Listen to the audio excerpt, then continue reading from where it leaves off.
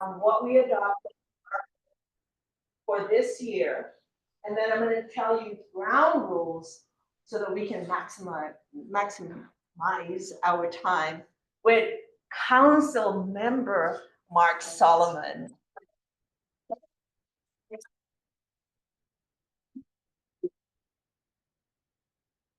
That is okay. Maria, may I have the first slide, please?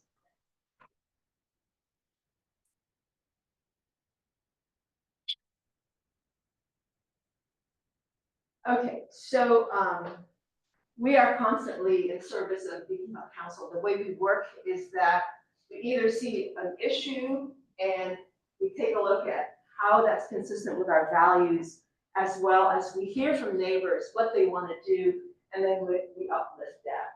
So our three values: welcoming, diverse, and healthy. And many of our goals are continuing because of the situation. So the welcoming is safety, be it disruption, crime, and so forth. We're hearing from neighbors from that. Psychological safety, because of what's happening during this time, not only the previous Asian hate crimes, but now with the anti-diversity, equity, inclusion, and access that's happening. The second is diverse.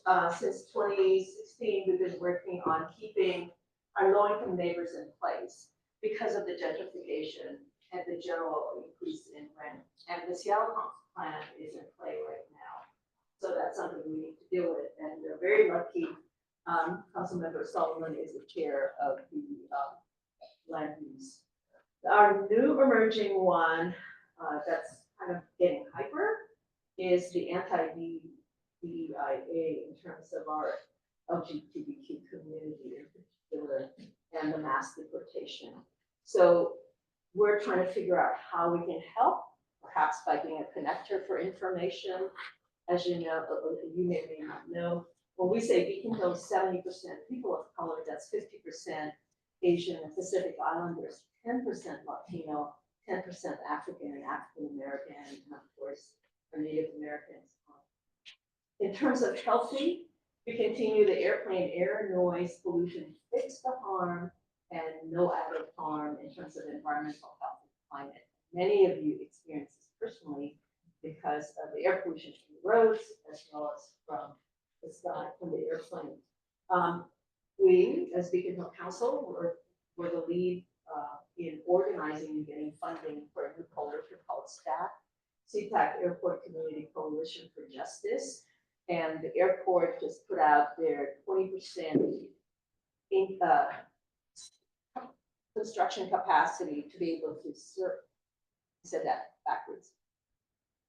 Yeah, SeaTac Airport just put in SAM, SeaTac Airport Sustainability Master Plan, which is they're going to do construction within so they can accommodate another 20% flights. That's 87,000 on top, 20 flights. So we provided our input to FAA, and in that organization, we gathered 7,000 signatures, which includes our Beacon Hill signatures. We already have about 1,300 to begin with. And then we also have now half and half people of color and mainstream, about 40 organizational partners in that other coalition. We're now in the last year of funding for it from King County Best Start for Kids, communities of opportunities. The bike safety planning is a continuing piece. The North Beacon Hill planning was completed and the construction was completed. Our neighbors are very disappointed. We're not able to get their parking preserved. However, SDOT director, who's no longer with us, he did a walkthrough and identified a lot of safety issues. So they had implemented a safer North Beacon Hill. And the thing too that's really important about this is that we already had a community come and do the middle and South Beacon Hill plan, and I think it's time for us to dust that off. Have you guys take a look at it again and see how effective it is communicated with SDOT. SDOT stands for Seattle Department of Transportation. We also have a project for cooling centers because Beacon Hill is a high high probability for climate heat events because we don't have as many trees and we're up on the sun. So that means we're just closer to the sky. We have a partnership with the University of Washington Clean Energy Institute, and last year we had El Centro, Bethany United Church of Christ, Filipino community of Seattle, which is abuts us on the South Seattle, to receive free energy audits that also has a design for conversion to clean and sustainable energy and cost estimates. Those are the kind of things that will enable them to be able to apply for grants. And part of their commitment is to be a cooling center for 10 minutes within the walking distance. El Centro has an outreach plan, the other two doesn't have yet. For this year, we have the Iridium Community Center and National Drop-In Center in Christchurch, which is in Middle Beacon Vale. They have a development that's coming up, and they wanted to have an overlay of what a building with clean energy and sustainable energy. So we're continuing to work on that. The city at one point was looking at climate resiliency hubs. As you well know, we're in deep power, so that's not going to happen. But rather, I think we can ask, help your neighbor, for those neighbors who are not able to come. So we're looking for money for outreach so they can actually canvass the neighborhood and say how they can come in. Also connected with through the Department of Neighborhoods, the FEMA person, and that's just a very, very baby relationship yet. But we don't know what the needs would be. The cooling centers, basically, you have bathrooms, you have water, and you have a place where people can stay during the event. And the last item is trees. We continue to work on this item. The City of Seattle, on its own Office of Sustainability and Environment, obtained a U.S. Forestry grant for $12.5 million, and the focused neighborhoods are Chinatown, ID, and Beacon Hill. So we're trying to organize, and Jerry is a real key person in this. She's a tree steward, organizing people who are working on trees so that we can pull them together and say, okay, what's going on? There's also other issues with trees with regards to preservation of trees and also how it interacts with sidewalk safety. And so there's a lot going on, and my hope, I haven't talked to the council yet, is to focus next month's meeting on trees. The other thing is we're recruiting. In May is when we have our elections. So we're recruiting. The only qualification is that you really have to have a passion to serve neighbors and be consistent with our values and so forth. But all you need to do is attend one meeting, and hopefully more than one meeting to keep you going. Next slide, please. So a big goal for us is stronger outreach to neighbors. As you know, with COVID, it was on Zoom. On the average, there were 15 of us. We could do better.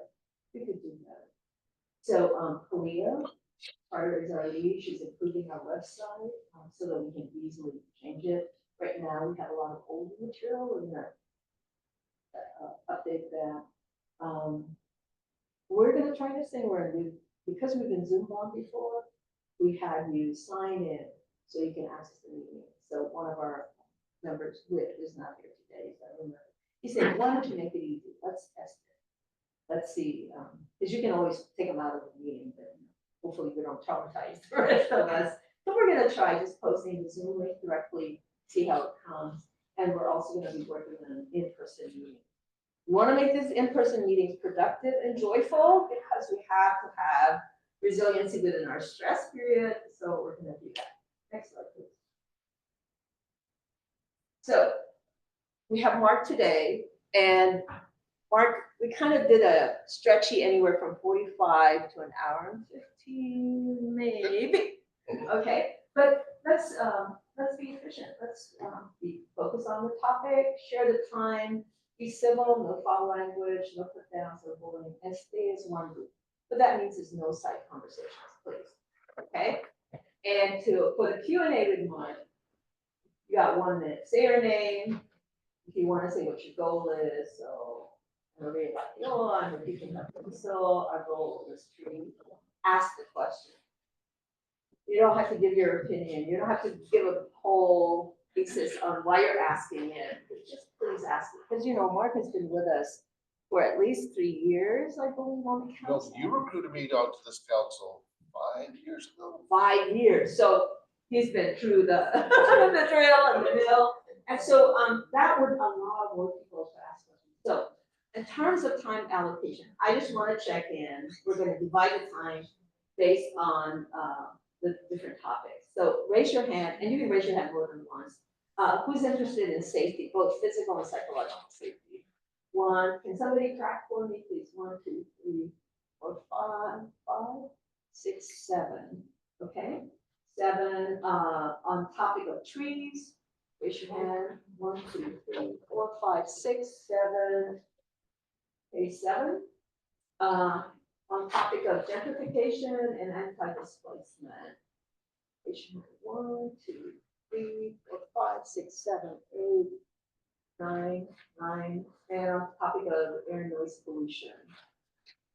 1, 2, 3, 4, 5, 6. I think it's pretty much the same. Yeah. So we'll just take your, We have one hand raised for air voice on. on Zoom, thank you. Okay, so I think we can safely just take 15 minutes for each. Okay, and Mark, do you want to just call people out? Do you want me to help facilitate? Yeah, Whatever. just do it. No, just do Yeah, it. come on up. Okay. And let's hear. This man has a long day. Sure.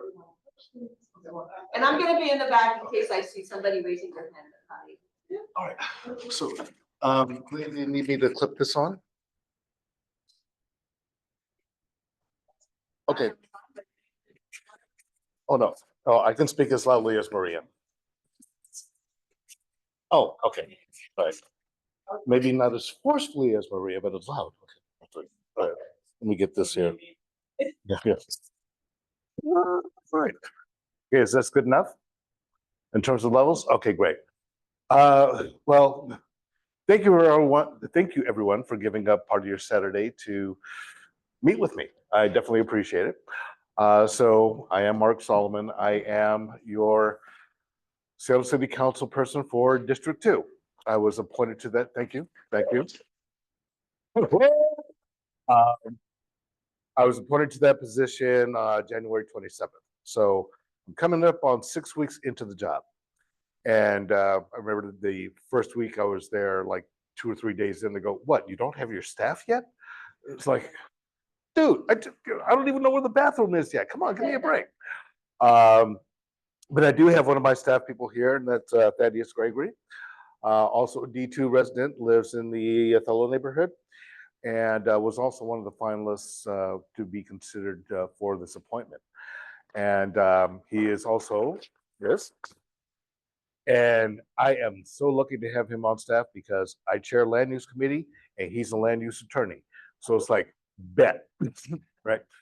I also feel fortunate that I do have a fully staffed team, 2 of whom work for previous council members. So they've got experience, they know how to work the floor, they know where the body's buried. So I'm in good shape there.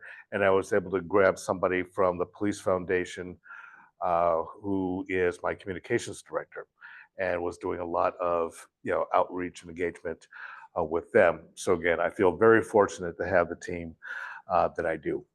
So I will tell you that the past, again, coming up on 6 weeks in the gig, we've already gotten a lot of things done, and there's a lot of things on the horizon that I want to get done. And I realize that I committed to only being a caretaker for this position. So when the voters of D2 decide who they want to represent them in November, I'm going to do a warm handoff to that person. And hopefully the work I'm doing now will set them up for success. Okay. And I've been asked, well, why did you make that commitment? Why did you say you weren't going to run for the position? And my feeling is this: I know what it's like to have a full-time job and to run for a full-time job. I did it before. It's grueling. And I didn't want to come into this position trying to learn how to be on city council, trying to do city council, and then expending energy and being distracted by trying to run to retain the seat. My goal is to get stuff done, right? And by focusing on getting stuff done, as opposed to trying to keep the job, I think I can be much more effective. And at the same time, because, and to be quite honest, because I'm not worried about getting elected, if I happen to irritate some people along the way, it's okay.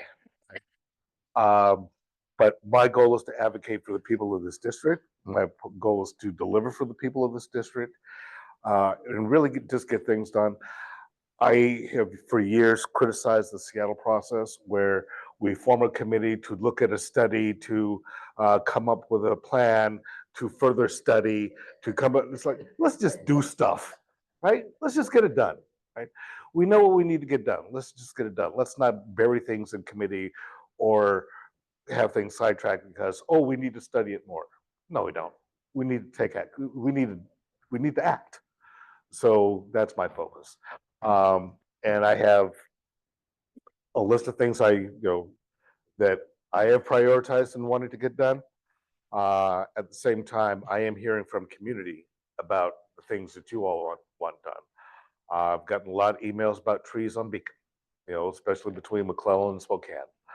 I've gotten a lot of emails about, the climate justice trees, and these are things that while on the council, we were working on in terms of increasing our tree canopy, in terms of reducing the amount of heat islands, addressing the air and noise pollution because of the SeaTac flight paths. How can we mitigate those health impacts? That's why I'm looking at the tree ordinance. How do we strengthen that so we can increase our tree canopy? So again, a lot of things that I've got on my mind, a long list of priorities, but primarily I want to be able to deliver for you in the time that I've got. So I could continue on and make remarks, or I can just ask you what y'all want to talk about. Okay.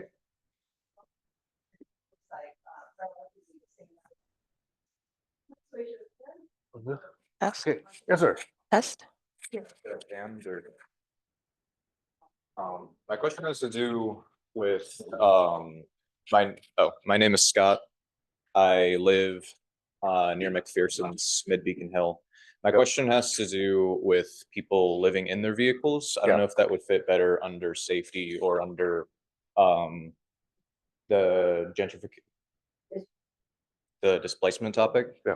I guess I'll just ask now because I'm already talking. So there's been a man living in his RV on my street for longer than I've lived there. He lives there with his son. He's very old. He has cancer. He doesn't really have anywhere else to go. Okay. We live near where the power lines kind of run through. Okay, the along the neighborhood. Seaside Trail-ish. Right. Yeah, yeah. So there's a lot of public land there. It's unregulated in terms of the parking. And some of my neighbors, up until recently, had a Facebook page that was kind of organized around a targeted harassment campaign to try to get him to move. They've been installing fake parking signs, which are illegal. Yeah. I've tried contacting SDOT about it, and they said that because the sign is unenforceable, they're not going to do anything about it. And still he works as a mechanic. So he'll have like people's vehicles there that he's working on. And recently they all got towed. So he owes someone $500 for a bogus towing on what is like unregulated parking. So I guess I don't really know how I can help him. I've been emailing SDOT. I emailed you last week. But I understand you're busy with, getting oriented and all the other stuff going on. So I'm here to just kind of ask about like what I can do to help him to prevent him from getting harassed by parking enforcement all the time. Because the people who have been installing the signs said that they did it with the blessing of the city, which by my understanding meant that they were in contact with someone in Tammy Morales's office who gave them like a verbal approval to do so, which I don't think is how that works. No. Yeah, so I guess like I'm just trying to counteract that and make sure that our neighborhood is a safe and accepting place for people who just don't have any other option. Okay, cool. Thank you for that. And remember your name again? Yeah. Got it. Okay. I don't know if I saw that email because one thing that has been pointed out to me by the staff I inherited was I'm the first council member they've actually worked with that actually reads all their emails, which is on the one hand is like very surprised. It's like, what do you mean they don't read their emails? Like, well, that's what they have staff for. I want to know what's going on. So yeah, I'm going to read everything. And I'm sorry that yours got that I missed yours. The first thing that pops into my mind is what kind of outreach has been done to this person by not by parking enforcement, but by our service providers. By it's probably not a candidate for reach or lead, but there should be somebody in HSD, our human service providers, that could do some outreach and see what kind of assistance this person needs. And that's where I would go. The city is not going to authorize somebody else to put up parking signs. Just like, yeah. So if your neighbors were empowered to do that, it feels like they took that upon themselves as opposed to getting approval from somebody in the city. So,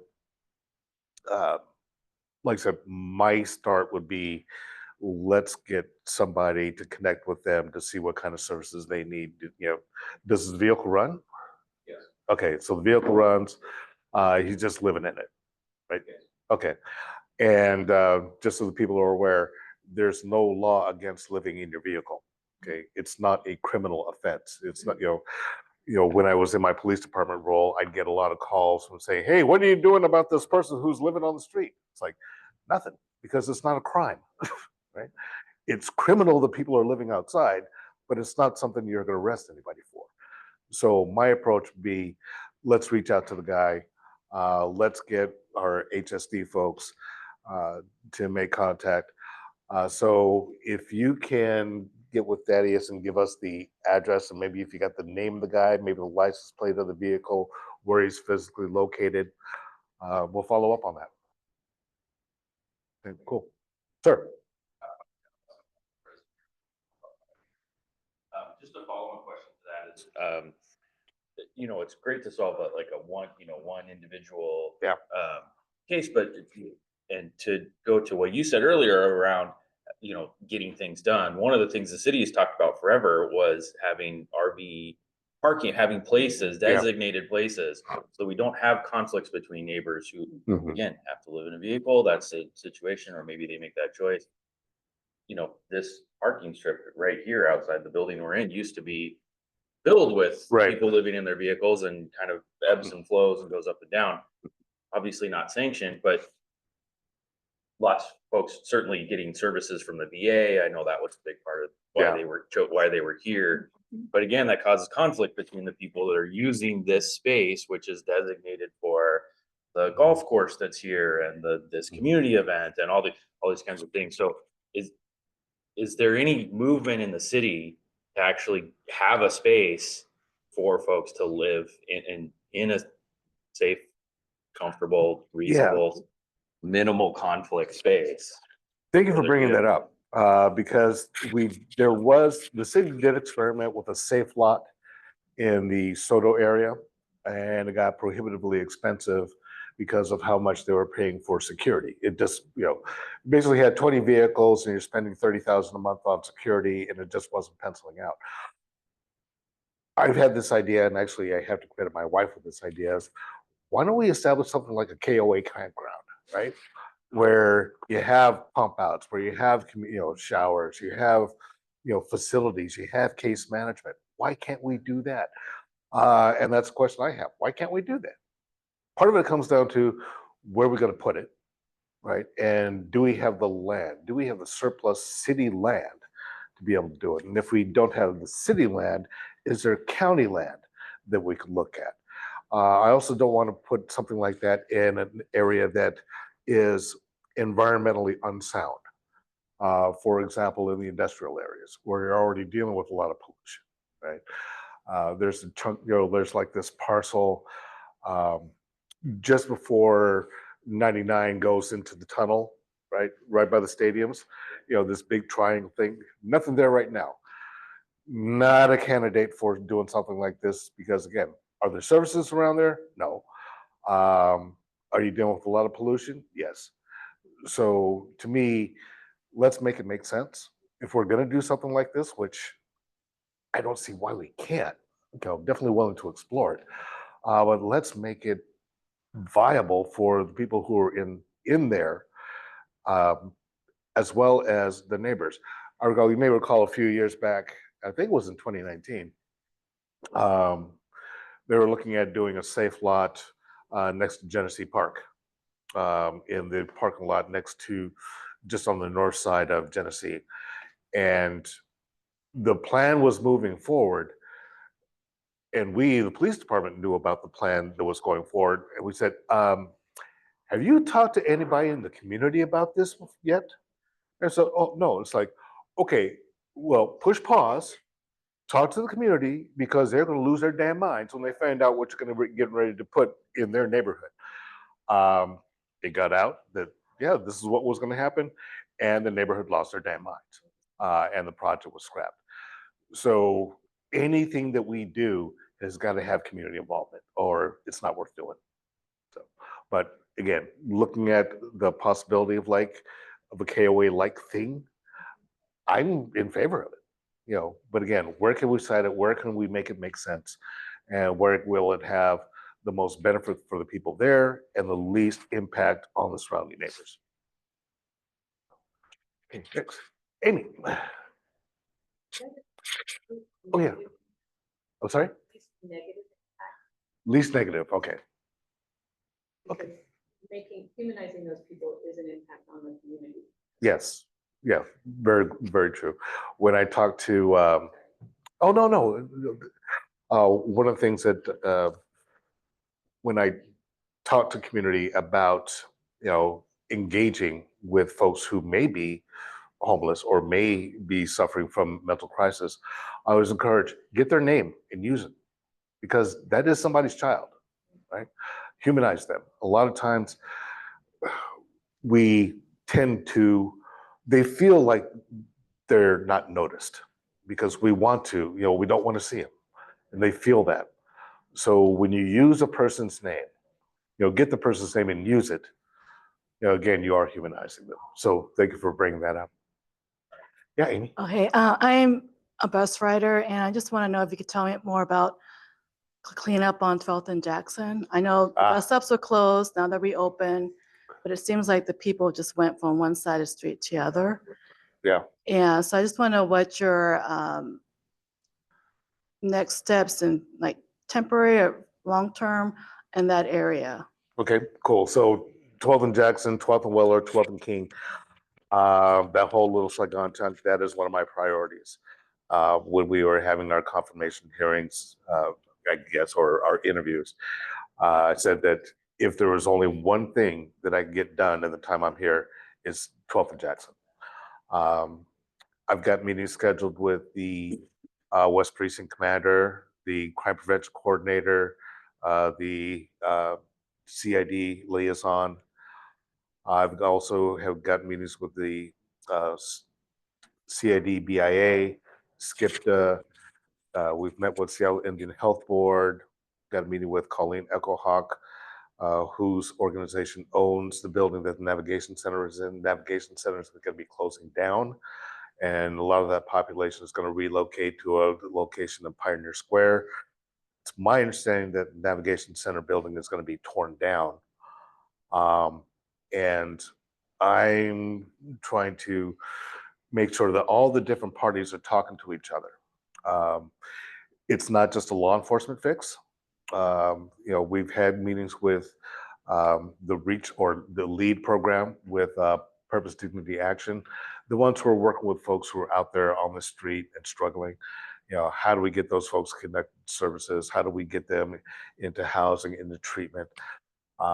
There's also an enforcement action regarding businesses, because some of the businesses in that area are contributing to the issues that are going on there.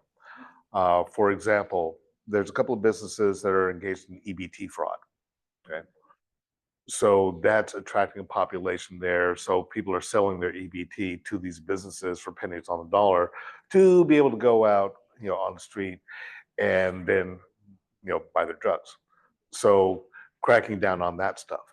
At the same time, when we know we have the black market going on in that area. In fact, you may remember a couple of months ago that there was a large retail theft that occurred at, I believe it was REI in Bellevue. Okay. You know where those folks wound up? 12 and Jackson. That's where they went to go and sell their stuff. So we also know that folks are patronizing that market. So it's like, okay, if you want this activity to stop buying used meat from Safeway. Okay. So that's, there you go. Because, pack of steak stolen at the Rainier Safeway usually winds up there at 12th and Jackson to be sold. And you gotta turn it over fast because Yeah. it's refrigerated. Right. And so well, Right. I know. Right. So, when I'm seeing, because I've walked through there and I've seen people selling Lego sets that they probably stole from the Target at Second and Pike, selling Nikes, they're using the bus benches to set up their stuff. It's like, yeah, pick one. It's like, this is a flea market. We have to address the people who are actually buying that stuff. So it's a multifaceted approach. It's not just law enforcement, it's human services, it's outreach, it's code enforcement, it's regulatory enforcement. But more than anything else, I'm looking at the human suffering that's going on there. The people who are just, it's heartbreaking when you see, people slumped over, just drugged out of the, we had to do something, and there is no one approach. One of the things I was looking at is you've got that Huame Park right there, okay? And what is it? Oh, okay. Yeah, let it be, let it be. So what I've thought about is, what if we get the McFi Lion dancers? What if we get Seattle Kung Fu Club doing Tai Chi classes in that park to activate it with positive activity, as opposed to what's going on there now? So I'm looking at a variety of strategies and want to bring whatever resources we can to that. When the bus stops were shut down, there was no notification, especially no notification in languages other than English. So you have our Cantonese population who's waiting out there for the bus, not knowing it's not going to come because the signs aren't in languages they can understand. I think the So bus stop we're gonna has do since something. been reopened, though. What's that? The bus stop on 12th and Jackson has been reopened, Yeah. like within the last week. Yeah, so I know it was a temporary closure, but the fact that you had a temporary closure and not a lot of notification about that, was troubling. So, other things around safety. Did I answer that for you?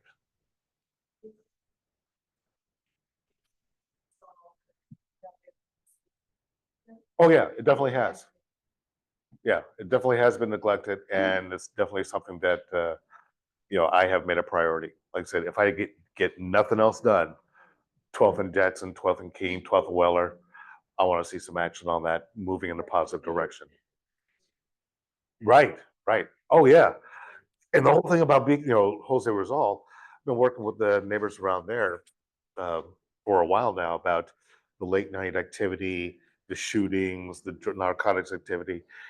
And I've been trying to get parks to actually close off that parking lot, because the people who use that park for legitimate purposes don't drive there. They live there, right?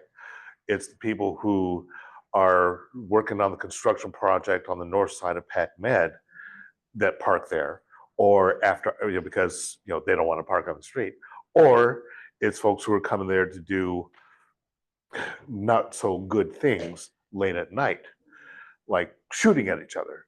So it's like, all right, just close off that parking lot, put up some Jersey barriers or something, or eco blocks until you can repurpose that parking lot to develop a kids play area. So I've been talking to Parks about that for about a year. And now, considering where I'm sitting, maybe I can get some action. I don't know. I can try. Yes. I'm just gonna piggyback, there needs to be a balance, because our north neighbors said they lost a lot of parking. So some of them who go to the clinic, they would park in that Yeah. lot. So I like the distinction about closing it at night. But if Yeah. it's repurposed totally, Mhm. then that eliminates parking during the day. Yeah. But also, when I look at the clinic, yeah. Um, and PacMed does have two pretty sizable parking structures. The one that's on the west side, yeah, you got to pay for it. Maybe that's something we can work with them and say, come on, can you do something free for your folks here? Because you have the other one that's on the 14th Ave side, I don't believe you have to pay for. The one on the 12th side, you do. Right. So again, striking that balance, definitely. Right. Other questions? Sir, no, you can wait, man. I just wanted to say, oh, sorry.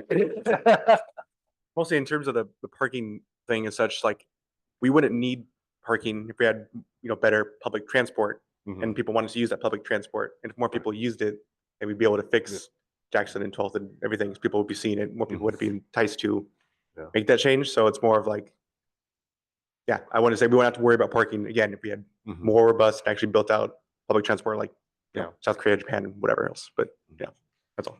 Okay, cool. All right, thanks. All right, Cliff. Maybe, I don't even know if I'm on the right subject, but a couple of years ago, the council quietly eased in, they changed, well, I'm at South Beacon, me and Jerry and Sam back there, but they changed from single family residential to neighborhood residential, to kind of ease it in there nice and quiet. But that changes a whole bunch of things. Right. But also, has that area been upzoned where they can go higher? That area, we'd have to I'm look at worried the plan. about that property, it's right next door to me, that. Okay, the one that was vacant? That one that's Oh, they vacant had to be now, torn sitting there. down. Yeah. But Yeah. I was wondering if it's been upzoned where they can go higher and put multiple things up in there now.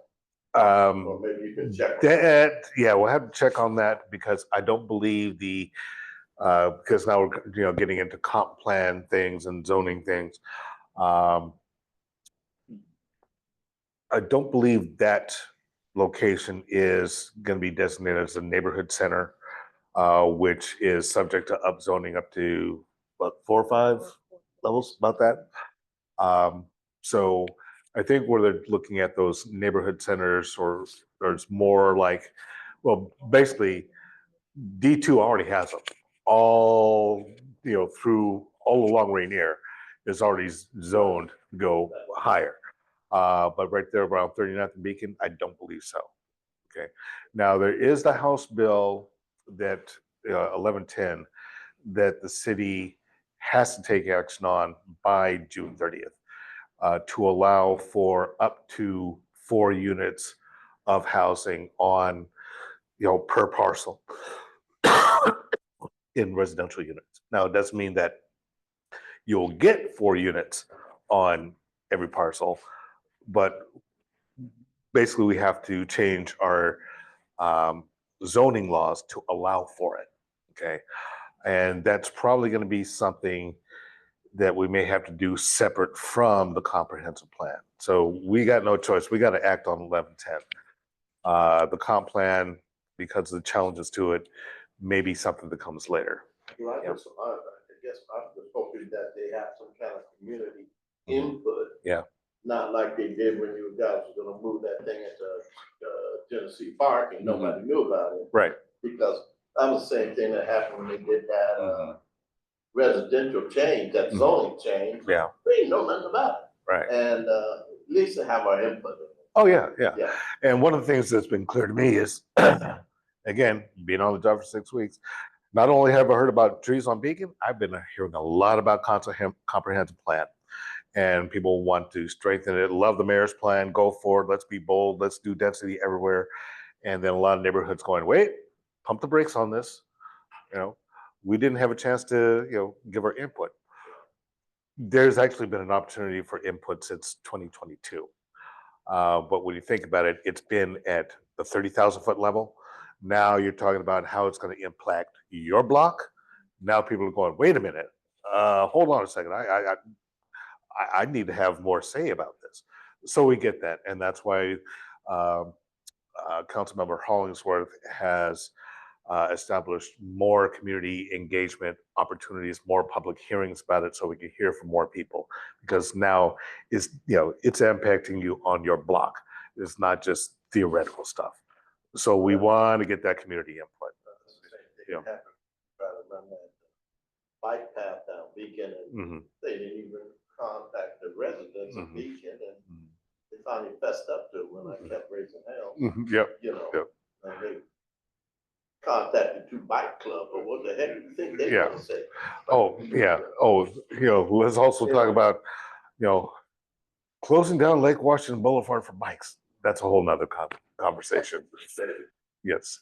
Yes, ma'am. Oh, okay. I'm sorry. Yeah. Sure. I didn't mean to hold on, sorry.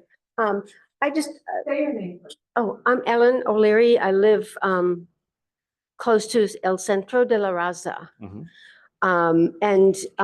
It's my memory, correct me please, but it's my memory that when El Centro, before the construction, there's 2 large apartment buildings there now that are wonderful. Before that construction started, there was a lot of neighborhood pushback about it's going to bring in undesirables kind of thing. This is quite a few years ago. I don't know exactly when, 15 years ago? Yeah. But somehow, I'm guessing, the pushback was somehow answered in an appropriate way, apparently, and we wound up with a wonderful housing facility. Yeah. So whatever they did, let's do that again whenever we're trying to help neighbors understand what we're doing. Exactly. Okay. And and to your point, and to Cliff's point, it's that neighborhood engagement. What is this really going to look like, right? And then there is that fear among certain neighbors that, oh, if you build this, we're going to get this population. We don't want those people. You get a lot of that, that NIMBY. And this is where I say, okay, you may need to check yourself. Why are you having that opinion about you don't want, who are those people? Okay. And really examine that, right? And I think the more information people get, the more opportunity they have to be engaged, that addresses some of those concerns. Yeah. So, yes, ma'am. Yes. Joe. Thank you. My name's Joe and I live near the Viewpoint Park. And I was wondering, is there a website where we can go online and take a look at what our current zoning is? Yeah. Yes. Okay. There is. Yes. Next question. No, go ahead.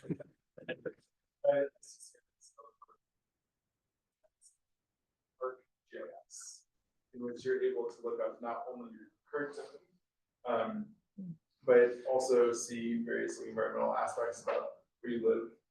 Online, if you Google like the Seattle comp plan, and you Google one Seattle zoning map, you can see not only your existing zoning, but also what the zoning likely be if the current one Seattle plan is adopted.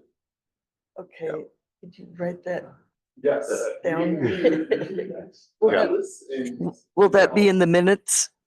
Better than that, we'll do a special push out for that. 'Cause Yeah. People really need to know. Okay. And then Yeah. we'll try to figure out. Council member,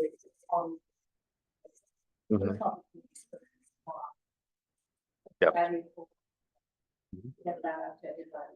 I have a question from online. Yes. I think this is from Sharia. I hope I'm saying that right. So I'm just going to read her question. We moved to Mid-Beacon Hill area, close to McPherson's, a year and a half ago, and a couple of slightly disturbing things happened that made me feel unsafe. Potential hate crime with white crosses spray painted on our front lawn when we were traveling, October 2024. and folks walking in the back alley wearing baklavas at midnight. That in July 2024. I emailed crime prevention email resources that the website pointed out about with photos and videos, details, but never heard back. What is the best resource to contact? Just getting an acknowledgement would help provide more peace of mind. Thank you for that. And I do believe I saw something on that. I would actually refer that right now, since the crime prevention role in South Precinct is currently unfilled. Who the fuck? And they're planning on putting somebody in there on a temporary basis. In the meantime, though, with the crosses and the, people walking through with balaclavas, I would get a hold of Detective Elizabeth Waring, who is our bias crimes detective. She is one of the only dedicated bias crimes detective in the country, right? All her job is investigating bias crimes, hate crimes, crimes with bias elements. That's all she does. And she's very good at what she does. So Detective Elizabeth Waring with the Seattle Police Department, and we can get her number, but her email is just going to be elizabeth.waring@seattle.gov. Waring, I believe, is Waering. Yep. Any other questions online before we come back into the room? Okay, yes. I just had a thought about the outreach. Yeah. I don't know if it was the Beacon Hill Council that put up the signs on the trees for the email campaign, or someone else as an individual. Well, I thought that was very effective. I didn't know anything about the tree issue until I walked past them and I saw those signs, and there's just like a QR code, scan it and automatically email you something. Right. So I think we could take a page out of that book for the sorts of like outreach for like, oh, we want to install something, or we want to change the parking lot outside the hospital, like that kind of stuff. Like if there were just some sort of like, identify the relevant area and what information we can post and where in a highly visible place. It would be, I think, very helpful, because like for this meeting, for example, the only reason I knew about it is because we were driving past and my fiance pointed out something like outside the community center advertising it, but I couldn't find anything online about it to like confirm before I came here this morning that it was actually today. So if there were just some sort of infrastructure, I guess, for identifying when like there's a localized relevant piece of information that the people in the neighborhood should know about, and like a campaign to like post that information in public places, then I think that would be very helpful. Okay, cool. Yeah, I know that again, I've received tons of emails about the trees along Beacon. I've also been getting a lot of input from folks around Cleveland about the street crossings there, on Lucille. So, somebody's organized some very robust, information campaigns, because again, getting a lot of commentary, a lot of feedback from people. So somebody's doing something good. Yeah. Yeah. Other question? Yes, sir.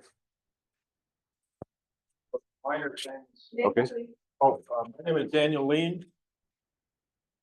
I live down on Graham Street near the Common Lodge Cemetery. Oh, yes. One thing, I'm not sure that it's exactly your bailiwick, but it's our neighborhood.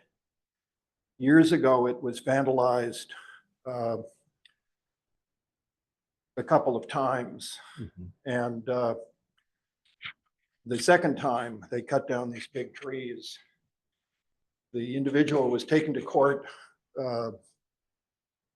He lost the case and was fined more money than he had.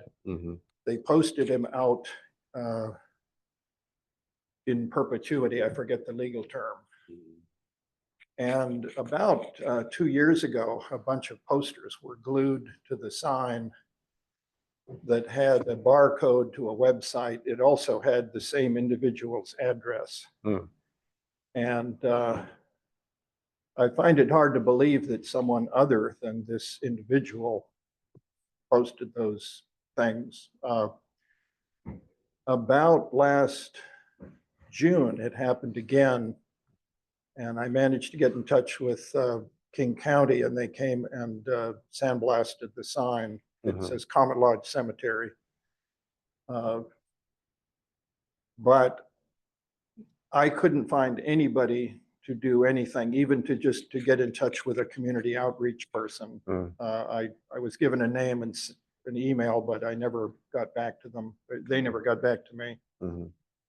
And I'm more, I just, every time I drive down Graham Street, I check to see if this person has done it a third time. Yeah. But, and I realize maybe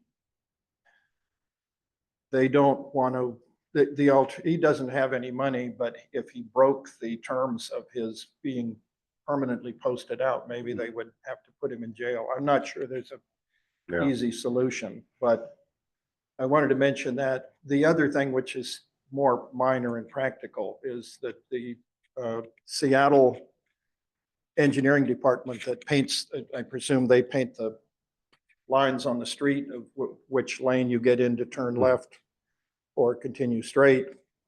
As you're coming up Swift Avenue going south to turn uphill on Graham Street, there just isn't enough room for people to line up to go up the hill.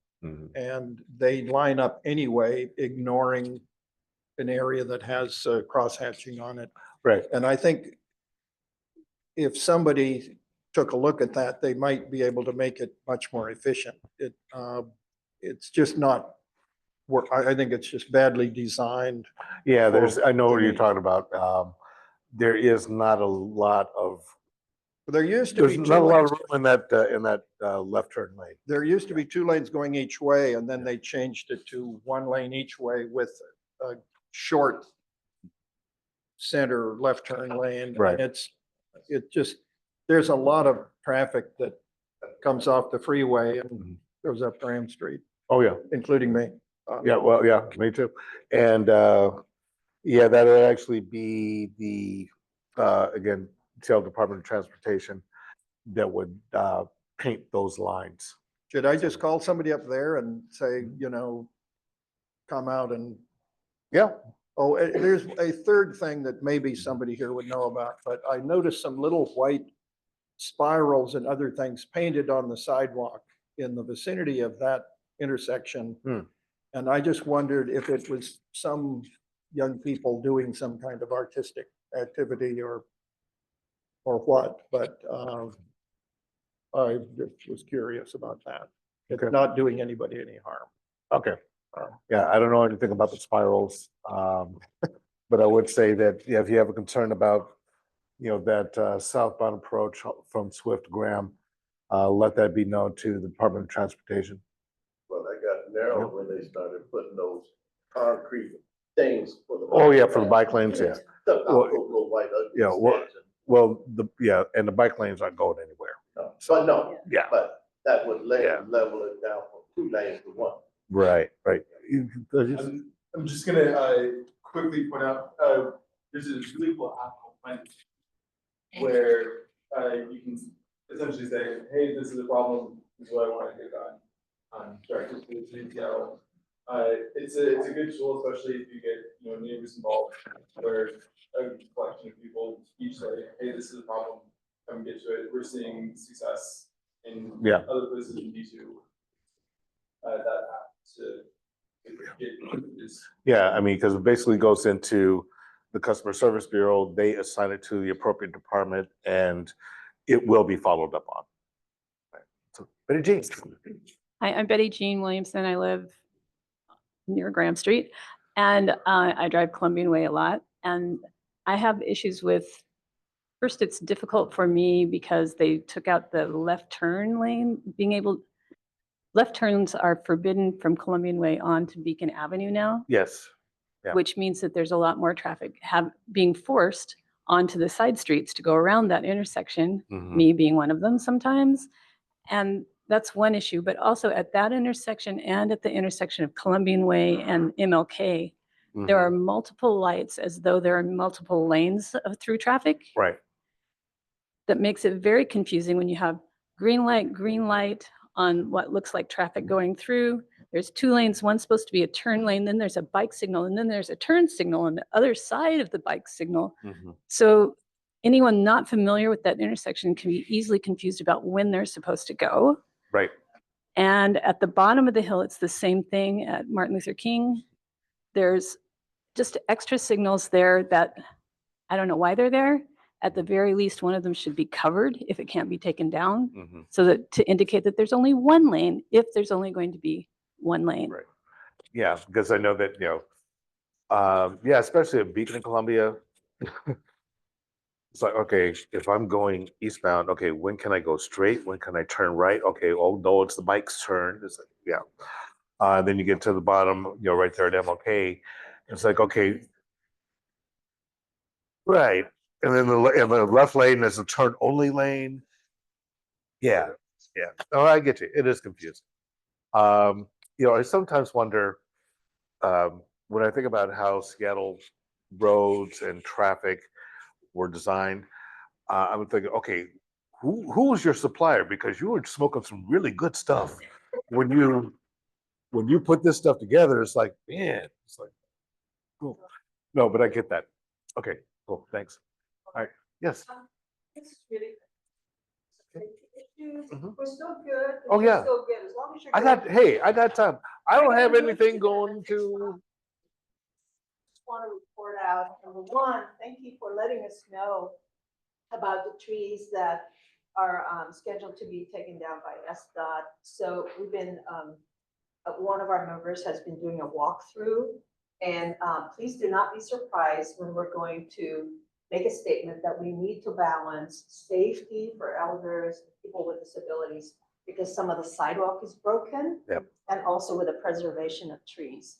So it's, as you know, we've been working a lot on trees. So with that, let's transition the topic. I'm sorry. Sure. But Okay, no worries. let's keep equal time for trees. Anybody ready for with a question? Okay, and if I can just, start out with a statement. Again, been getting a lot of feedback about the trees, especially between McClellan and Spokane.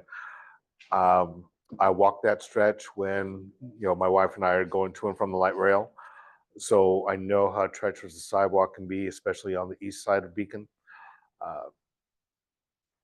And of course, I'm thinking about, okay, how can we mitigate that? How can we preserve those trees and make sidewalk improvements so that people who will still have good mobility?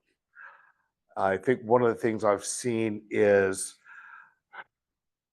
I'm not sure if it was a response back to community about the concern, but relocating those trees, basically taking those trees out, making the sidewalk improvement and relocating those trees, or if those trees can't be relocated, planting additional trees in areas where they're not going to have the adverse impacts on walkability. So I have seen that.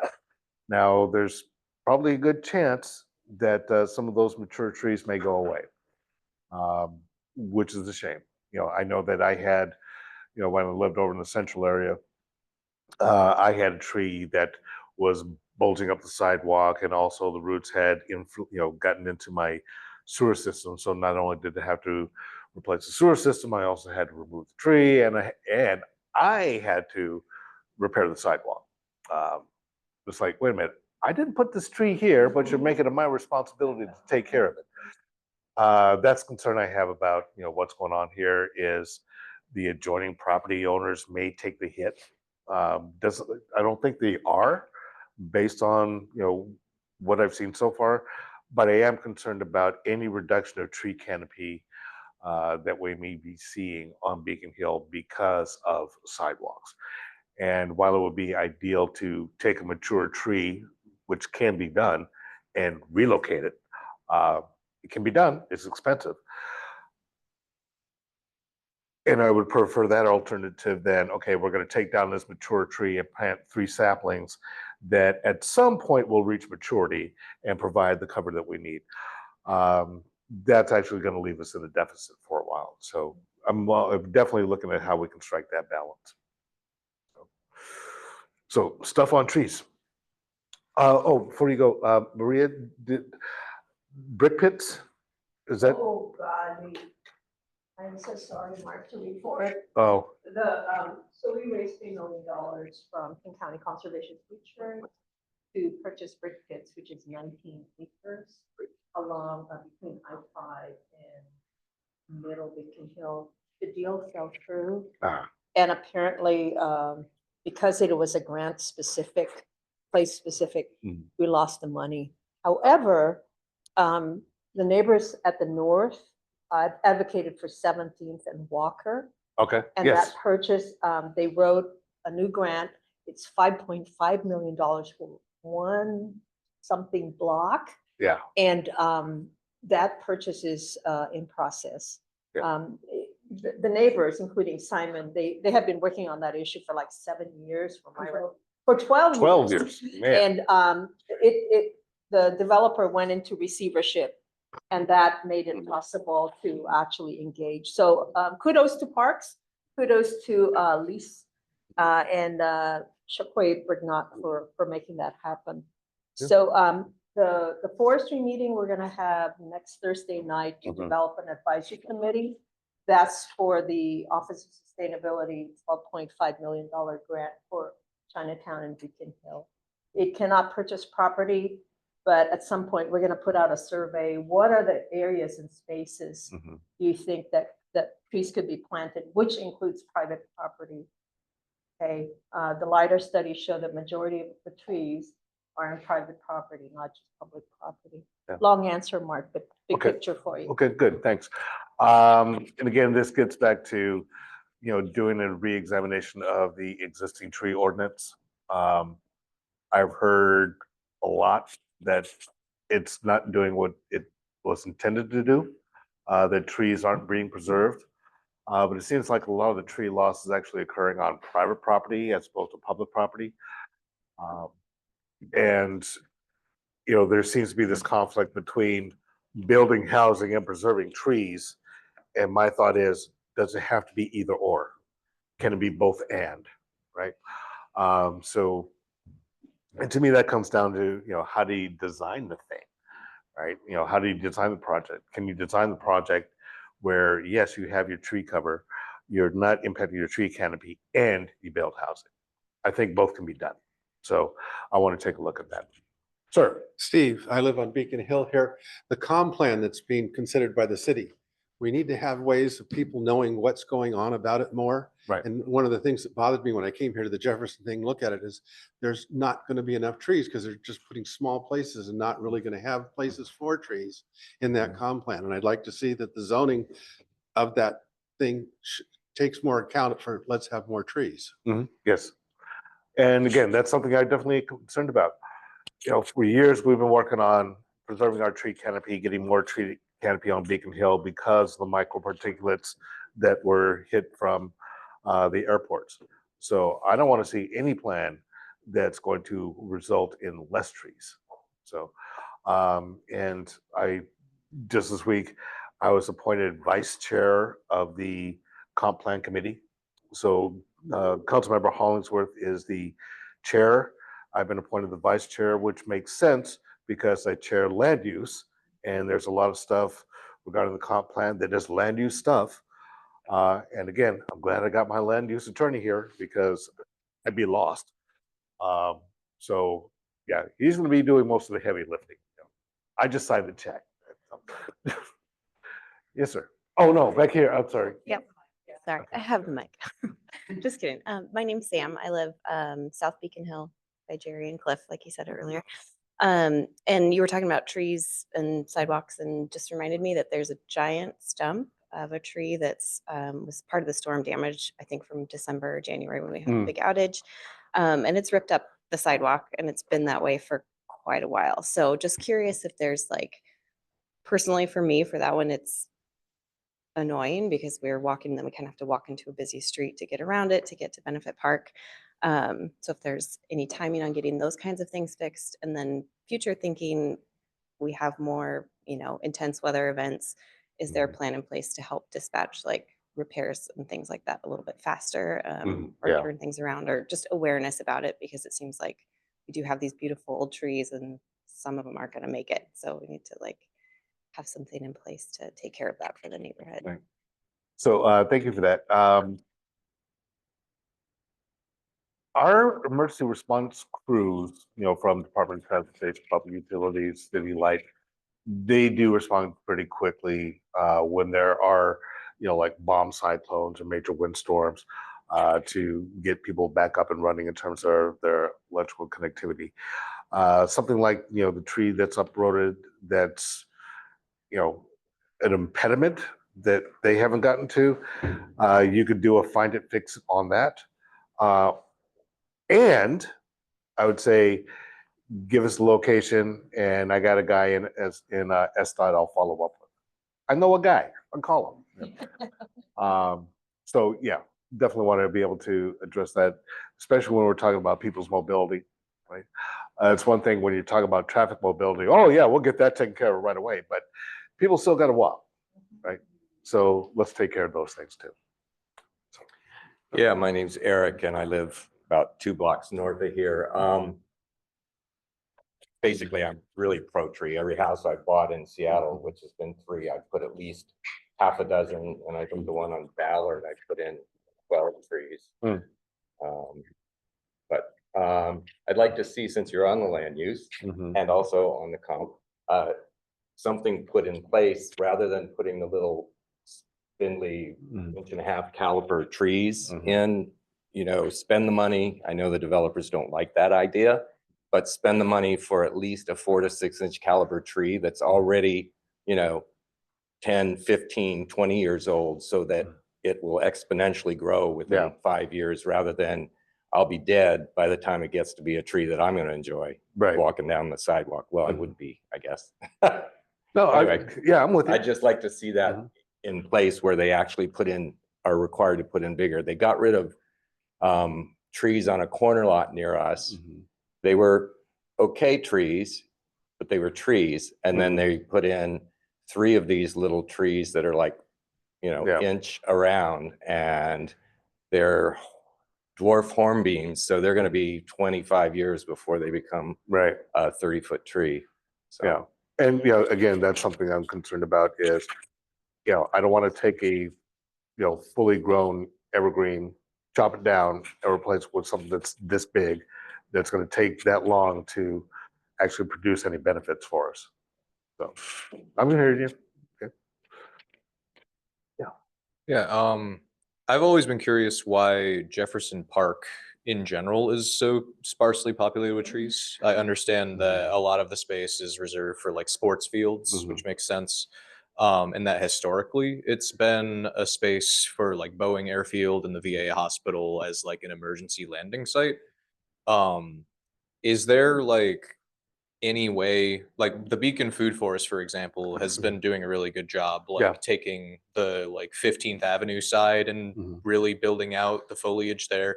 But is there anything more that the city could be doing in the parts of the park that aren't reserved for sports fields to, because I feel like that's the biggest gap in the tree canopy in the neighborhood. And there's like a couple of young trees that have been planted, but it feels like there could be a lot more.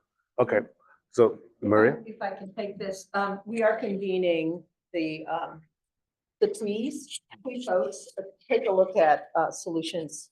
We're trying to pull together this advisory for the U.S. Forestry Grant, because there's money there for trees. And we're going to have our first meeting to kind of develop what it is we're going to do. And I know part of that will be where else can the trees. So we're going to take your idea. Okay. Yeah. And I will say that one thing we have to consider about Jefferson is all that open space, there's a reservoir beneath it. So you really can't put trees on top, on top of it. Now, there may be some areas like on the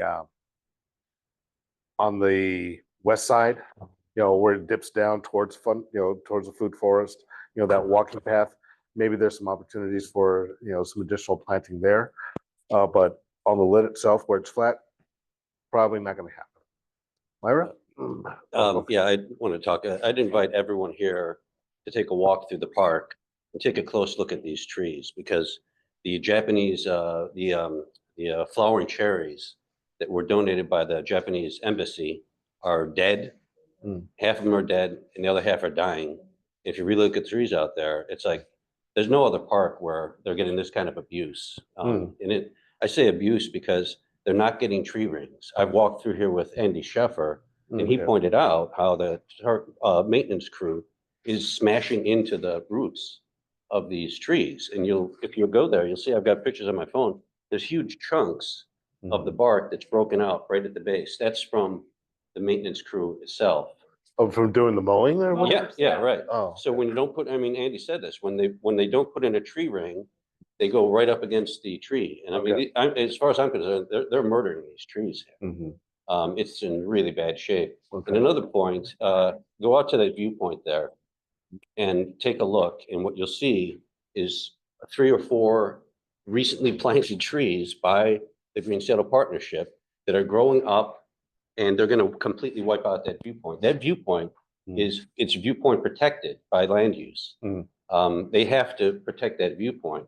And originally they planted a whole, like 100 of these trees. And, you know, myself and some other people complained about it. And Parks sent somebody, Michael Yadrick, he doesn't work for us anymore. But he took out all but those trees that have been specifically left to wipe out that viewpoint. That viewpoint is protected by ordinance. Yeah, so those trees in that viewpoint have to come out. I'm sorry, I don't want to talk about cutting down trees, but Yeah, if well, they maybe could- we can relocate them rather than cutting them down. Yeah. Well, perhaps. And as far as the trees are going, a lot of people don't know this, but that hardwood out there is designed for artificial turf. And that is why the grass is only 9 inches deep. The soil is only 9 inches deep. And at some point, I'm not sure when that happened, because I went to the Beacon Hill Festival and I talked to the engineer from Mid-Mountain. And I asked him how much soil is going to be on there. He said 24 inches. And he showed me the drawings that showed 24 inches of soil.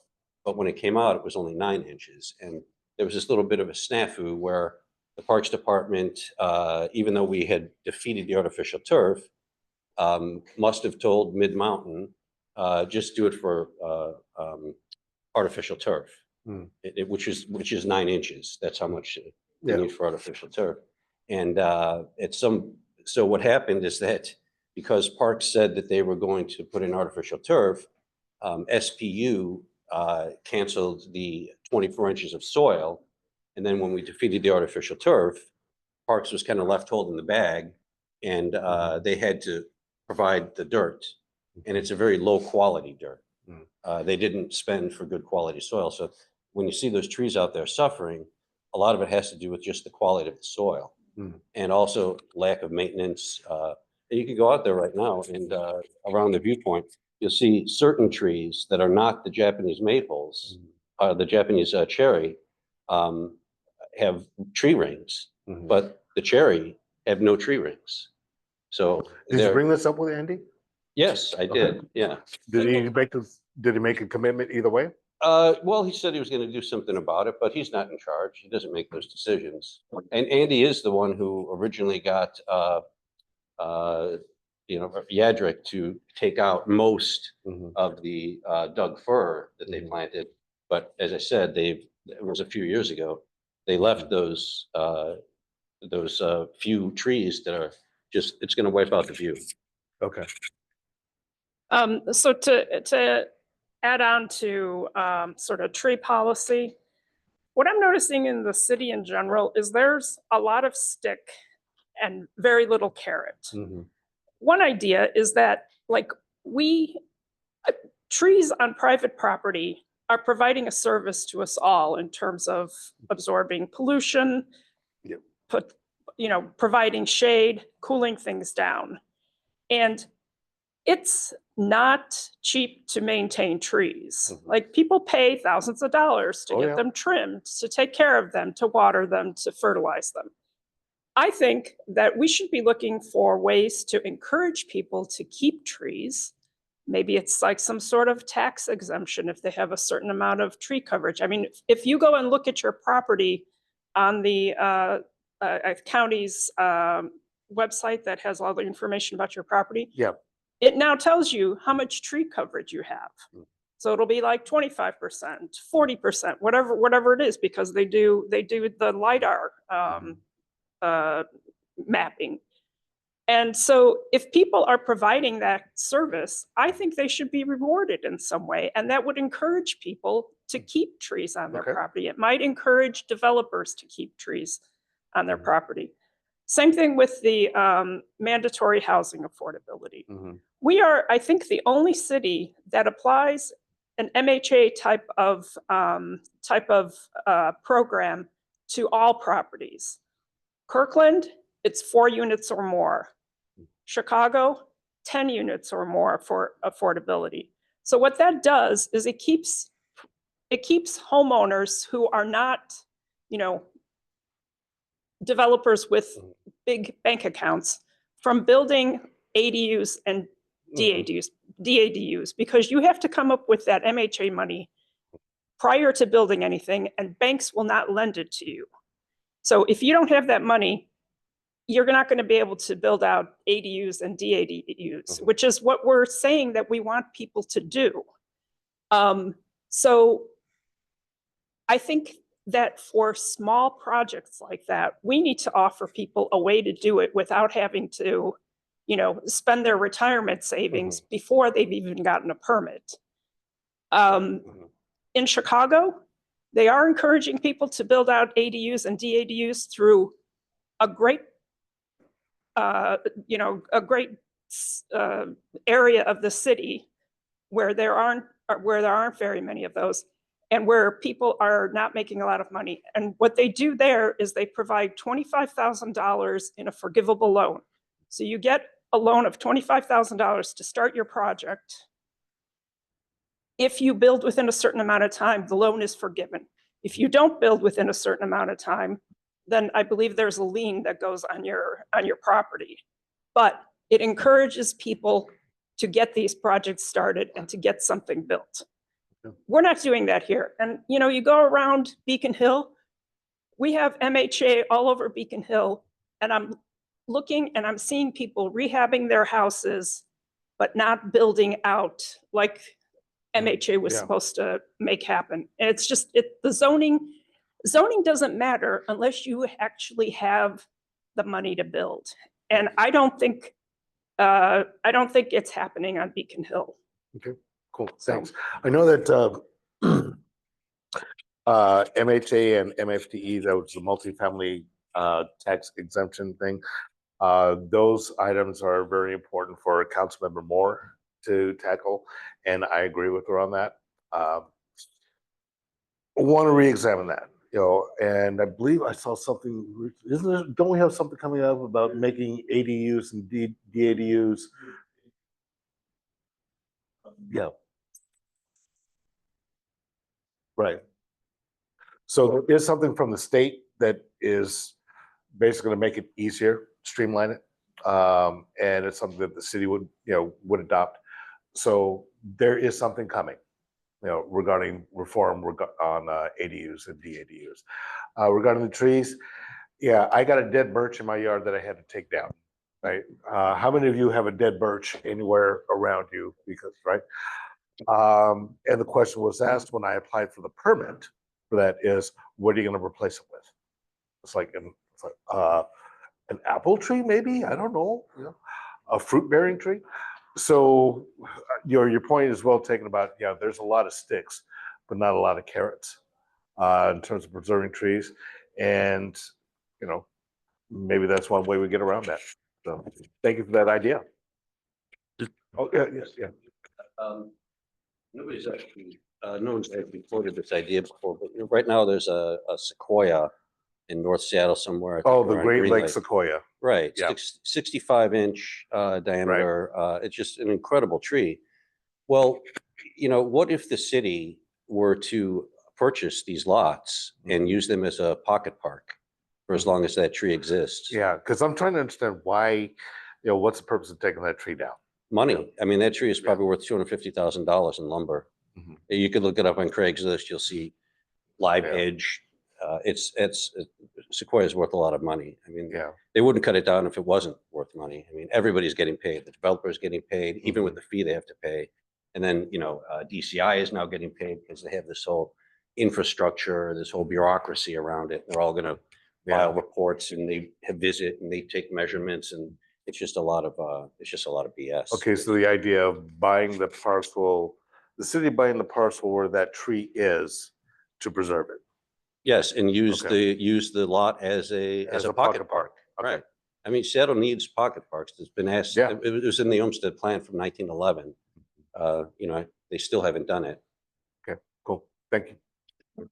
Just to underscore, the parks acquisition people, when they looked at 17th and Walker, there's a map called, in parks called the gap map, Mm-hmm. where there's not as many parks or pocket parks.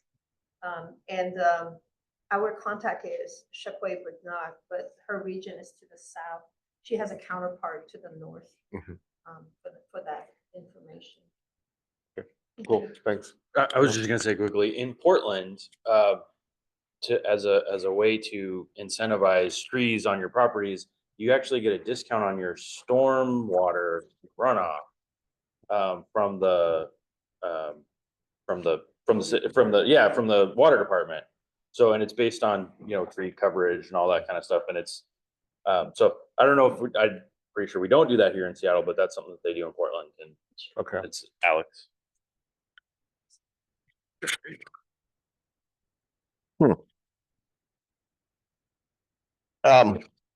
Real quick, that, and on 39th, right across from Jerry's house, that tree that fell completely across 39th Avenue, from, east to west, it completely went across the street and it uprooted all of that, sidewalk and everything else, which is still there. Is that the property owners, I mean, the house behind that sidewalk, that they have to repair that? I know the tree was cut down. I mean, it was this wide, they had to come and take that down, but the tree is still, I mean, the sidewalk is totally, uprooted, and you've seen that, haven't you, Sam? That's one you were talking about, yeah. Yeah. Is that the property owner? I know that the city traditionally likes to put it on the adjoining property owner to take care of stuff, on the street. And again, and I had to do that when I was living over on 29th and Olive. I didn't plant a tree. I don't own the sidewalk, Right. but I had to financially take care of that. I personally don't think that's right. So, the sidewalks are owned by the Department of Transportation. To me, it's the Department of Transportation's responsibility to take care of it. So that's why I want to get that exact address. And again, I know a guy. I'll give him a call. Right across the street from Jerry's house. Okay. Yeah. Maybe half a block. I Yeah. don't know what the. And get a picture, send it to me. Right. In fact, actually, I did bring cards. Wow. So here's, pass those around, Coach Cliff. So, yeah, well, because I've known you for a long time. That's why I can ask you to, get to work. Hey, everybody, it's about 11:25. Okay. So. How much time we got? I think if you're okay for another 15. Oh, I'm okay for as long as you need me. Well, we need to have a council meeting. Oh, in that case, I'll go away. All right. No. Okay. 15 minutes. Everybody, so quite a number of you already knew. So our drill is to do the community meeting, kind of get guidance, and then we have a council meeting where we enact motions and so on. But we usually check with you to say, is this the right direction for us to take? Okay, I'm gonna fast forward this a little bit. Gentrification, anti-displacement, air noise pollution. We're just gonna combine them. Okay. And again, just Okay, again, so- general FYI. Okay. Our feedback, regional council feedback to the Seattle comp plan, we split it into two parts. The first part was the trees, and thank you so much for reflecting back that you're hearing those Yeah. things, including the 30% canopy. But the second part we're still working on in terms of anti-displacement. So we have individually, we have taken a look at what the new proposed upzones are, and then take a look at what we need in community and what kinds of policies could help will stay in place. So if you have ideas on that, please email us, because if you can do that within the next week or so, because then we need to really pull it together. Okay, so regarding gentrification and anti-displacement, that is important for me, right? Building generational wealth through home ownership is important to me. I live in the home my grandparents built, so I benefit from generational wealth. And if it wasn't for the fact that I'm living in that house, I couldn't afford to live in the city. So it's real. So as I look at the comp plan and zoning, all this stuff, I'm looking at how can we keep people in their homes, okay? One of the things that one of the early onboarding briefings, I guess you could say, is hearing from the Office of Planning and Community Development, who is really pushing the comp plan forward. At the same time, they have a lot of programs already in place to help people stay in their homes through different programs, different incentives, different assistance that can help homeowners stay in their home, cover the cost of repairs, provide technical assistance, provide guidance on, like the not the low income tax credit, like the senior tax credit. If you're a certain age, your property taxes actually go down. Not many people know what is already in place to help them stay in their homes. So one of the things that I want to partner with their office is maybe doing a community forum, maybe at Rainier Beach Community Center or here. Maybe we do a couple of them. We provide interpretation. We bring them in to let people know what is available to help them stay in their homes, right? So that to me is a good anti-displacement strategy. We can partner with the other efforts like Black Legacy Homeownership or the Nehemiah Project, which again, focus on keeping African American families in their homes. Right? So there's stuff out there now that people could take advantage of. If you even think Department of Construction Inspections has programs to help people stay in their homes. Not too many people know about them, right? So it's like, okay, y'all got this good stuff. No one knows about it. Let's change that. Let's let people know what's available to them so that they can stay in their homes, we can build generational wealth, and we can push back on displacement and gentrification. So that's a priority for me. Yes? Is your question related? Yes. Okay, this was more about air noise pollution. So No, kind of that's topic what we're change. talking about. Okay. There are two stories, at least that I know of. If you look it up at the Institute for Justice, MHA. Just use those search terms, you'll find it. There's at least two stories in Seattle of African American families that were being driven off their property by MHA. Again, back to MHA. In West Seattle, there was a family that was simply trying to remodel their home. Right. The whole time they're promoting MHA, they're like, developers will pay, developers will pay. And then in practice, you find out that, well, if you're a homeowner trying to remodel your own home, you're a developer.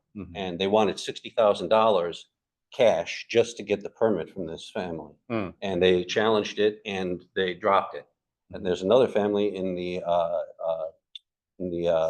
Central District, multi-generational. It's a woman who she had a job with the city, ironically, and her children and her grandchildren, they had a 25-year plan to develop their own property by putting townhomes in back. And they go to get the permit. The city wants $75,000. And the Institute for Justice is a law firm that fights against government corruption. And they have, all these incentives that you're talking about, it doesn't really matter if there's this massive disincentive. And now the tree policy on top of that is becoming another disincentive to develop. So I would say that's fine. They have all those programs, but you said they're hard to access. Yeah. But MHA is a big surprise that a lot of people are having. And you know, there's houses on Beacon Hill, they're not chopping down trees, they're not adding ADUs or DDUs. As Mara said, there's one on 14th. They just rebuilt the whole house, this little house. They didn't add anything to it, and that's because of MHA and the tree policy possibly, but definitely because of MHA. You know, it's just not fair. Yeah. Gotcha. Thank you. Anything else? This question's about air and noise pollution, so a bit of a topic change. If Okay. yours is still on the same topic, so okay, okay. Yeah, so this question is from the Zoom, from the person named Duyan. I would like to know the status of the SeaTac Airport Master Plan expansion, and is there anything else we can do? The noise pollution impacts our physical and mental health, especially for our children. Okay, and I would say that that is definitely in the Beacon Hill Council wheelhouse, because it's something that Maria and the team have been working on for years. I would defer to you. Thank you, Councilmember Solomon. So earlier I summarized, thank you for asking the question. Earlier I summarized that the SeaTac Airport Master Plan expansion, the Sustainable Airport Master Plan expansion is going to serve another 20% flights, 87,000 on top of the current 420,000. Beacon Hill Council is represented by Earth Justice. They're providing us free legal services. And along with that, they are co-representing Duwamish River Community Coalition, because as you know, the Duwamish is our neighbors and they are a Superfund site. So we established a new coalition called STAC, SeaTac Airport Community Coalition for Justice. We gathered 7,000 signatures. That includes our Beacon Hill signatures we've been gathering, and submitted that along with 40 organizational partners or allies, about half are people of color organizations. Where it sits now is that the Port of Seattle, SeaTac Airport, said there is no significant impact. And the review of that is the National Environmental Policy Act, which FAA is going to be reviewing. And as you know, with President Trump's basically saying, rolling back a lot of the policies and cutting staff, we don't know what's going to happen to it. What we do know is that there's strong commercial and business interest from the White House, and that they may just tell FAA, go ahead and approve it. So our next move on this, if it gets approved, is that we have to talk to Earth Justice to see how much energy we have to appeal it. It's going to be a legal appeal. And at the same time, we're going to push harder through King County ordinance to develop plans for health mitigation, because they already did a study, and to develop a greenhouse gas reduction plan, because we got the Strategic Climate Action Plan amended to include aviation greenhouse gas / carbon pollution. So, and Councilmember Solomon, we need your help. The city of Seattle has never stood up for us on this issue. So there's going to be a lot more conversation. The Seattle Office of Civil Rights has an environmental justice policy. Their policy advisor contacted me to have a meeting next week. So I guess we're getting some kind of traction out there. This is crazy, right? If FAA doesn't do anything, it's kind of dead. If FAA does something, then we have to mobilize in a faster way. The other thing is the Commercial Aviation Work Group. I got myself appointed to that. We had our first meeting yesterday, and I introduced the idea of environmental justice. And there's some resistance, but we're going to keep doing that. Otherwise, they're going to have recommendations on either expansion of airports or new airports. Supposedly, we're also looking at transportation issues, and that if it doesn't have a health justice, health disparities lens, communities are just going to push back and so forth. So keep an eye out. FIPA is coming, and make sure that our communities get some kind of mitigation monies for the impact of FIPA, particularly Chinatown, which doesn't get anything. Yeah. Thank you.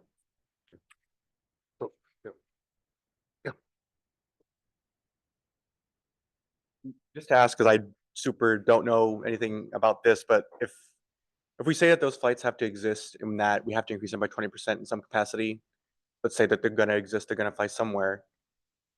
If we change the flight path of those, 20,000 flights or whatever, or 20%, so 87,000 flights to somewhere else, aren't we just harming another community?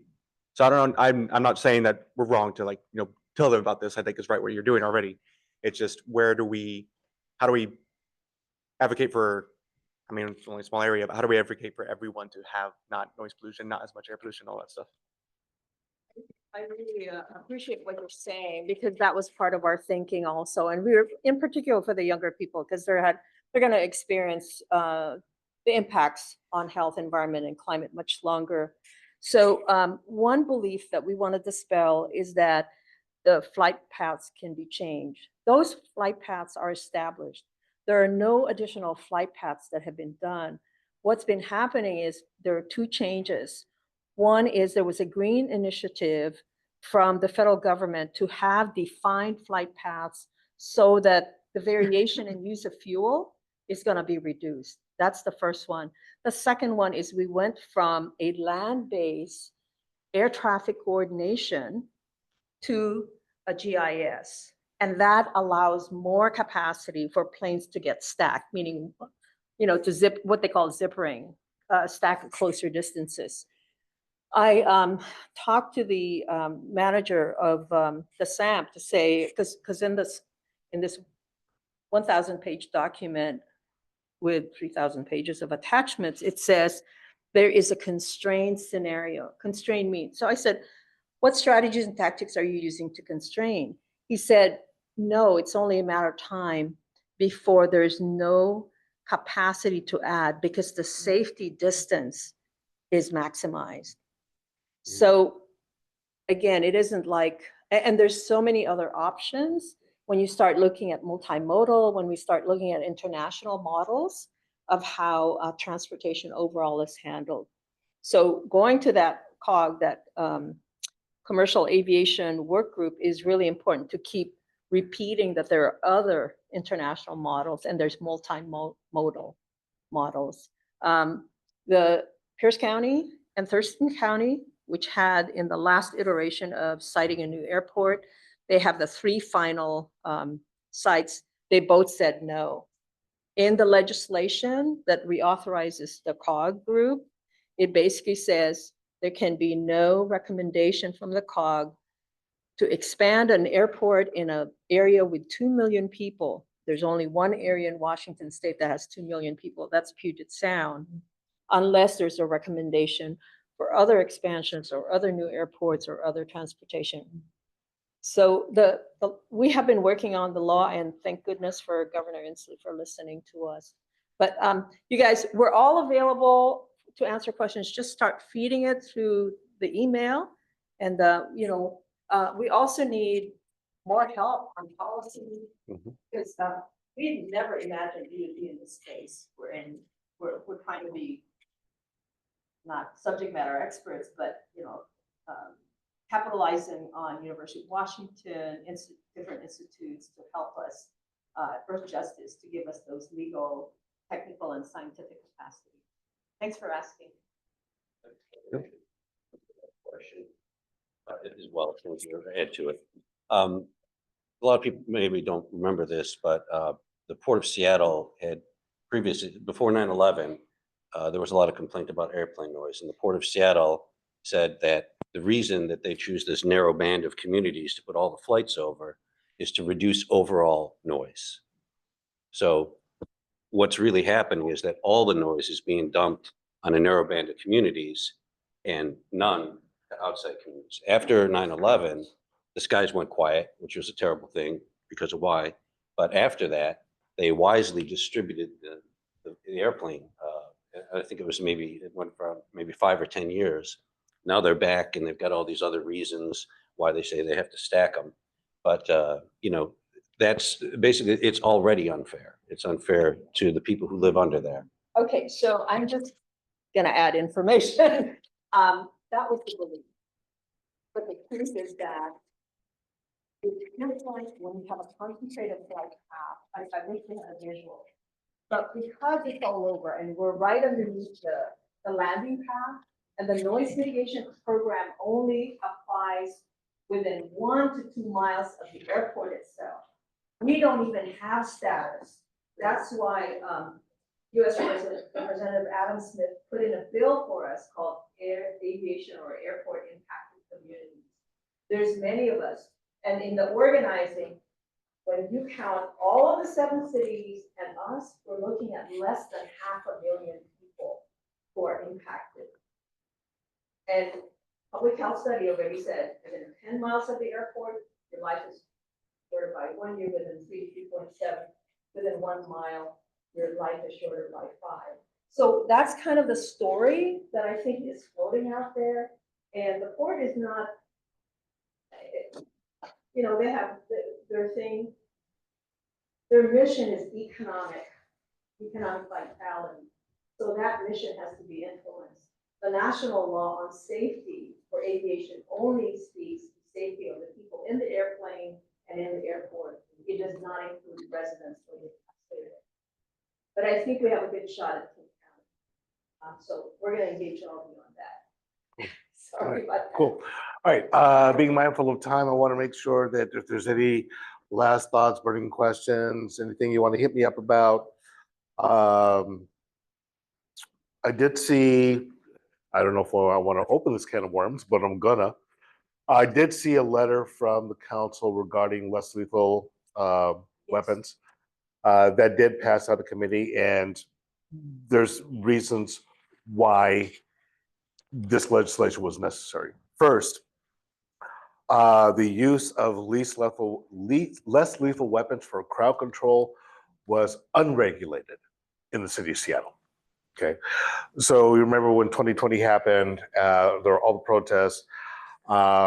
Basically, the council said, okay, SPD, you can no longer use less lethal weapons, which basically left our officers with lethal weapons, right? So basically guns and sticks, that's it.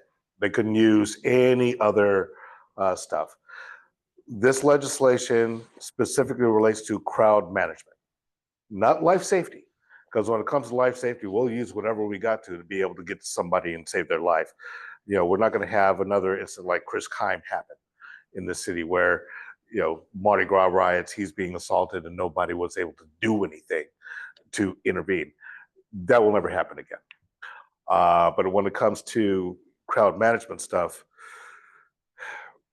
there, you know, the legislation actually says who is, you know, like the authorization to use the stuff has to come from up here. Now, the decision whether or not to employ it is going to be up to the incident commander on the ground who, you know, basically they know what they're doing. They've been around. They've been on the line. And knowing something about our accountability partners, knowing something about our officers who have been on the line, have had to deal with this stuff, I trust them to make the decision in the moment, especially when it's in a dynamic situation. It's not something that the city council, who has never been in those situations, should be putting their thumb on. It's like, y'all don't know what you're talking about. These people do. Trust them to do what's right. And if they don't do what's right, they will be held accountable. So there's that piece. Second piece is it brings us in compliance with state law, which, you know, there is state law regarding the use of CS gas, which we were not in compliance with. This law brings us into compliance with that. No officer wants to use CS gas because you can't control it. It just goes everywhere, impacts people who have nothing to do with that situation. None of our officers want to use blast balls because they're unpredictable. You know, they don't like using them. They would prefer not to use them. Yet, if a situation gets to the point where that's all you got left, then don't hamstring, you know, law enforcement from using what tools they have available. You know, the legislation also spelled out specifically under what circumstances. You know, again, basically, if all else fails, then you can use this stuff. It doesn't mean that you will use this stuff. The final point I'll say about that is this is one of the last sticking points that needed to be addressed to get the police department out of under the consent decree. So now we're closer to getting that piece done and getting out from federal oversight. So, we struck a balance between what are the concerns of the community, what are the operational realities when we arrive in these situations, and drawing that clear distinction between crowd management and life safety. This thing was only dealing with crowd management. So, the next thing I'd like to tackle is finalizing, getting the police contract actually finalized. I don't know if I've got any, teeth in that or, involvement in that process, but that's something else I'd like to get done, and something I think I can get done without having to do, contract stuff is a retention bonus for officers. We're spending tens of thousands of dollars to recruit people. What are we doing to keep the ones we already got? Give them housing. Yeah. Well, that would be a gift of public funds, but if we give them retention housing, Yeah, exactly. yeah. It's a Um, good yeah. So- So I'm looking at how can we do a retention bonus to keep the officers that we currently have. This past year, we finally hired more officers than we lost. But we're still down 400 officers from where we need to be, quite frankly.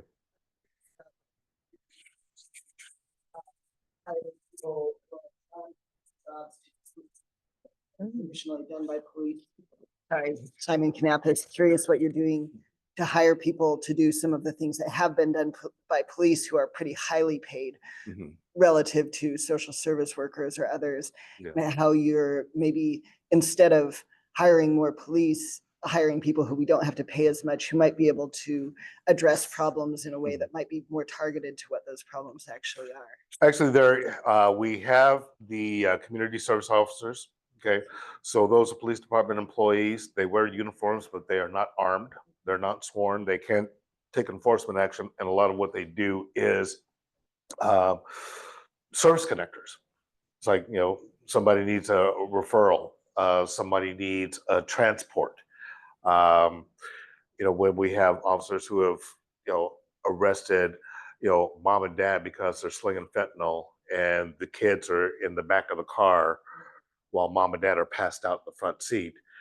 While mom and dad are being processed, the CSOs will be, taking care of the kids. Do we need somebody who's paid like a cop to be doing that, or can No. we use someone who's paid like a social worker? I mean, Yeah, maybe we should. well, pay again, social that's workers where, more, like I said, you know? social, community service officers are not paid at the same level as cops, but they're doing a lot of work that relieves some of the, workload off of officers.